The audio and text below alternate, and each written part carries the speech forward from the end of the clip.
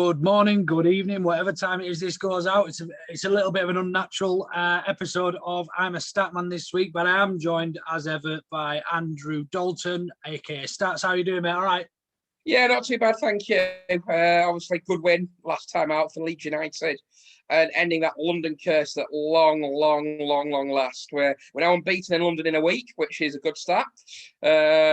So yeah, hopefully, well, we haven't got another game in London this year. Hopefully now we could go into next season, the Premier League next season, and continue that, because the record, Luke, has been absolutely horrific down in the capital. It's just really good to go to Fulham, and I thought we'd fully deserve the victory, in honesty. And I know the day could have been 3 or 4, but got the 2 goals. Delighted for Paddy to get the goal, delighted for Rafinha to get the goal. And obviously we're having this international break before the Sheffield United game next time out, and an opportunity for Leeds to get to that magic 40-point mark that everybody talks about. Absolutely, yeah.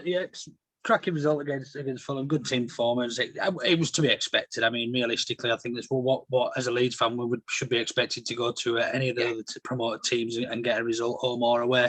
So yeah, all in all, really well.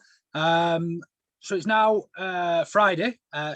England played last night against San Marino. Kalvin got his was it his third cap? Was it his third cap? Fifth cap. Fifth cap. Crikey. Yes. So he got his 5th cap last night. Steady performance. I thought he controlled the game really well. He did what he needed to do in a difficult game for a central defensive midfielder. It's difficult against and I don't want to be disrespectful, but San Marino are the worst team in the world. The ranks, whatever the ranks, and they're below the Virgin Islands and what have you, and countries of those ilk. And it's very difficult to kind of get yourself into the frame of mind, because you know you're going to win the game. It's very difficult as a CDM to play in that game, because you know you're not going to have that much to do, because San Marino aren't going to do that much attacking.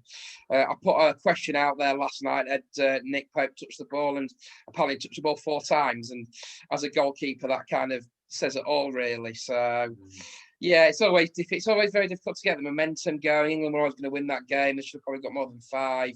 There probably could have been 6, 7, 8, in all honesty, to be honest with you, Luke. But look, they got the win. It's hard to really gain much from these games. And the bigger tests are lie ahead. I think they've got another one.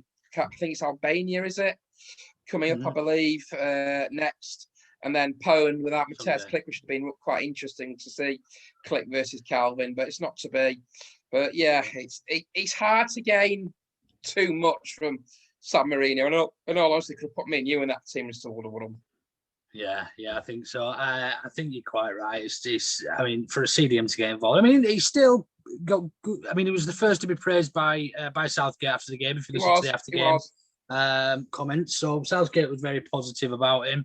I can't help but think, though, if Paddy was in that team, he'd have bagged an hat-trick on his debut. Well, I think a lot of people were saying that on Twitter last night, with the chances for Calvert-Lewin, for Sterling as well.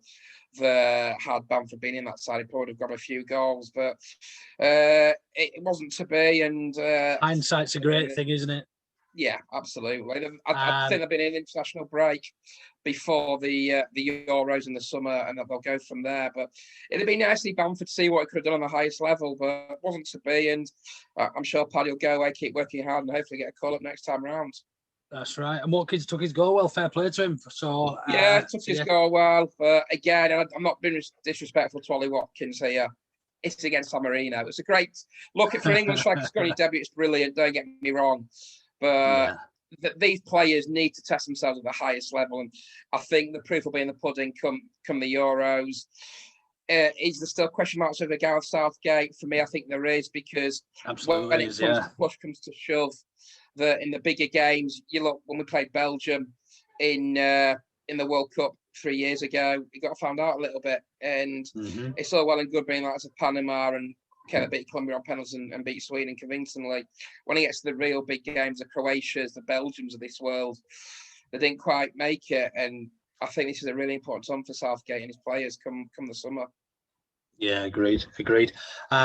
So yeah, as you say, quite rightly, England. If you're an England fan, that is, we've obviously got Albania Sunday and then Poland next week without Matej Klich, who has unfortunately tested positive again for coronavirus. So he tested positive, negative, and now he's positive again. Yeah. So yeah, he's going to be unavailable. He's not going to be playing midweek next week. Yes. You mentioned that you'd have liked to have seen Kalvin versus Mateus. I don't think Kalvin is Southgate's first choice still. I still think that Declan Rice starts in there against Poland, against a tougher opposition. So I don't think we would have seen it anyway. He might have come on off the bench, or if, God forbid, anything did happen to Declan Rice, any injuries or anything like that. Wouldn't wish that on anybody. But yeah, I don't think realistically we potentially would have seen that. But it would have been nice to have seen them before and after. I don't know if you saw a tweet from Gary Lineker yesterday. Now, I don't often agree with Gary Lineker and some of the stuff he puts out, but this was right. But again, I don't know how it works in terms of equality. He said that teams like San Marino and others should compete at a level before having to play at this level. So before qualifiers, so they have to qualify for qualifying. And do you know what, Luke? I agree with that, because these lesser nations, so to speak, I'm not trying to be disrespectful. They're never going to qualify for the World Cup. They're never going to qualify for the European Championships. And I think having the Nations League has probably helped them. But for me, I think they should have a qualifying group to qualify, if that makes sense. Yeah. So I don't like the likes of Andorra to take part in it as well, and the lesser nations to take part. Then possibly qualify for them. Yeah, absolutely. Because what do you gain from these games? Absolutely. I was going to say the exact same thing. England gained nothing from last night. It was less. It was probably less intense than a training match that they would have. But it was less intense than what they would have between themselves.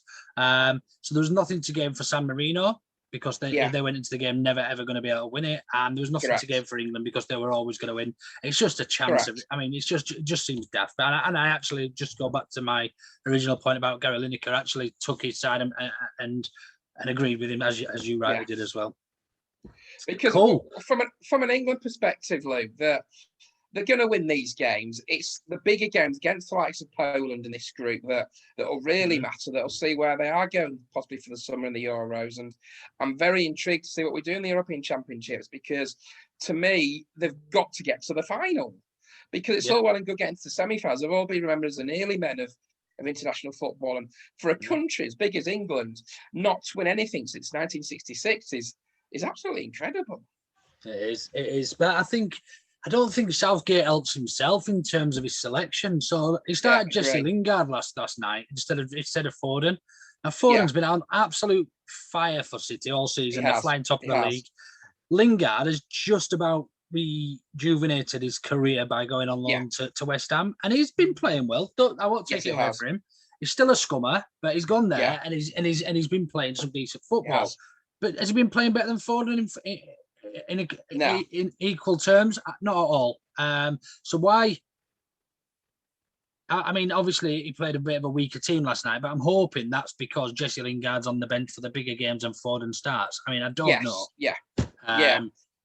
But I think it was an opportunity to give squad players the opportunity against San Marino to see if they can keep the shirt. I think in the bigger games, Foden and Declan Rice and Harry Kane will probably start. So it's just so difficult to get yourself hyped up for these games. It is, absolutely is. I mean, I've not really been in, unless it's a major tournament. I can't get up for an England game unless the pubs are brimming and you can't get to the bar and whatever, and everyone's involved. But hey, we'll see when the time comes, because I'm pretty sure we'll qualify, and then we've obviously got the Euros in it's this summer, isn't it? So that it's in a few months' time. 2020 in 2021. So we'll see how we go anyway. But we shall. That part of the show, and I know it's not going to be relative necessarily to Leeds and our future fixtures, but have you got any wild? Not as wild as your hair. Not as wild as your hair. Thanks. Cheers, Lou. And my beard. And your beard. Like I'm an extra on Vikings. I did a couple of bits, certainly on Calvin Phillips last night. He was the first Leeds United midfielder to complete a World Cup base game since David Batty, ironically also against San Marino, back in February '93. That time England won by 6-0. I think David Platt got 4 that night. And he was also the last Leeds United player to start a World Cup-based game since both Rio Ferdinand and Danny Mills did in the World Cup of 2002 in the defeat against Brazil back in South Korea and Japan. A game which I think will stick long in the memory for a lot of England fans because it took the lead through. A brilliant goal. Michael Owen. Yeah, I think, I'm trying to think who equalised. I think it might have been Rivaldo equalised for half time. Then Ronaldinho with that free kick. And to me, that, again, a bit like 2018, a missed opportunity. So I'm a statman. Yeah, ironically, the last time that England didn't qualify for the World Cup was in 1994, USA 94. And back then, they had Poland in the group again. That time round under Graham Taylor. Brilliant manager again. Very unfairly treated in the press. Won 3-0 at Wembley against Poland, drew 1-1 in the away game. But I don't think it should repeat itself because I think England were a hell of a lot better than that side back in the early 90s. But we always tend to play Poland. We also play them off the top of my head in I think I want to say in the World Cup run of 1998 to France. We also always seem to meet Poland here and everywhere. So it's an opportunity in the next 2 games against Albania and Poland to get some points on the board. I'm interested to see how they deal with Robert Lewandowski, of course, who salvaged a late point in their game last night. Yeah, so it should be good. And then in terms of other internationals we've got out on duty, we've obviously got Dallas out there. Robin Koch, I don't think has travelled because of obviously previous injury. Did Llorente get selected? Llorente was on the bench last night in Spain's draw against Greece. I have to admit, I've not seen if he came on or not. Not a chance to check. Right. And obviously, I think Tyler. I don't know if Tyler Roberts came on either for Wales in their game at Belgium. So I'm just not keen on these internationals at this time of what's going on with the global pandemic, because I'm guessing Klich won't even be able to feature against Sheffield United. Because if he's tested positive, he's going to have 10 days of isolation. Yeah. Did you see his tweet earlier saying, how are you feeling? He says, I've had worse hangovers or something. Yes. Yeah, absolutely. Which is nice to hear. So, but I just think these games could have been played at a later date or handled a bit better. And these are qualifiers for the World Cup, aren't they? Yes. In 2022. Yeah. Yes. Right. So that's what's misleading me, because we're playing European countries. Yeah. In a year that we should have been playing the Euros last season. Correct. Yeah. Last year, but we're actually playing the European tournament this year. So these are qualifiers for the World Cup next year. Yeah, right? absolutely. Yeah. Jesus getting your head Christ. around it all. Yeah. It is, and it's just pretty much, I mean, not pointless, because everyone's got to earn the right to play at a World Cup. Of course. You almost already know who's going to qualify from each group and every group. Yeah. So we'll see how it goes. Yes. You doing much tonight? The Super League starts back up. Yeah, I'm about to pull it on. Saints, Salford, Lee, Wigan, and of course the Leeds Rhinos start against Wakefield at Headingley, but an away game. Wakefield. Oh, yes. We won't fall on. Nah, I think I know this is a football pod, but we can talk about rugby too. I think we'll probably be. I put a tweet out saying, "Where do you expect your teams?" I think Leeds will have a good season this year. I think they're due a really good season. They've had a couple of mediocre seasons, I think. Yes, we have. And I think Leeds will be all right. I think we'll get a bit of an hiding first game back, but you just never know with rugby until you've seen the teams out a couple of 2 or 3 times. You just don't know how the season's going to go, and that's the beauty of it, isn't it? We saw what happened in the grand final last year with Saints and Wigan, which is still one of the most unbelievable ends to a grand final, when the kick comes in, the drop goal that going nowhere. Didn't it? Yeah, hit the post, bounced all over the place. I think it was Bevan French missed it, and Jack Wellsby bounced on the ball and scored the winning try, and literally after the hooter. But do you know what? Looking forward to the new season. I think from a Leeds perspective, I'm hoping we can improve with the last couple of seasons, because 2018 we nearly got relegated. 2019 we improved something to Richard Agar. Obviously 2020 was a very strange season. They won the Challenge Cup, but the league was very bizarre because games were getting called off left, right, and centre because of obviously the global pandemic. But it'll be good to all start on an even keel. I know, very much looking forward to the opening weekend of the competition, which is bizarre that we're playing an away game at home, if that makes sense. Yeah. Yeah, crazy stuff. But yeah, good luck for the rugby league season. Yes, on yourself. We'll catch up at some point next week in preparation for the Blunts. Yes. And up until then, we'll try and enjoy these international fixtures, I suppose. Yes. But if anybody wants to get in touch, as always, at LUFC Stats or at Orta Know Better, you can get in touch with us both through Twitter. Thanks ever so much, Stats. Super. Cheers, Luke. Take care. Bye-bye. See you later. Bye-bye. You take that. This episode of I'm a Statman was hosted by OKB regular Luke and joined, as always, by friend of the pod, Andrew Stats Dalton.